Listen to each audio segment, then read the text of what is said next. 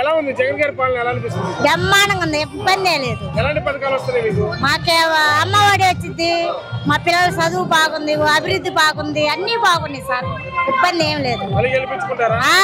మరి జగన్ గారిని ఎట్టి పరిస్థితులు ఓడిస్తాను పవన్ కళ్యాణ్ అంటున్నాడు కదా. ఎంత లేదు ఆయనకి అసలు ఆ సీనే లేదు. మేము వేసేది జగన్. తెలుసా పవన్ కళ్యాణ్? ఎందుకు తెలియదు, సినిమాలు తీసుకున్నాయినా సవాల్ చేస్తాడు. సినిమాలు కాదు, అది రాజకీయం. ఇది రాజకీయం లేదు అయితే తెలిసింది, సినిమాలు తీసి మాట్లాడితే తెలిసింది. మరి జగన్ నిన్ను పాతాలని తొక్కేస్తా అంటున్నాడు కదా. ఆయన దొక్కేదేంది, జనం దొక్కొద్దు ఆయన్ని, ఆయన దొక్కాలి, పైన దేవుడు దొక్కాలి. ఏది దొక్కినా ఆయన అంటే సినిమాలు తీసుకొని తక్కువ జనాన్ని.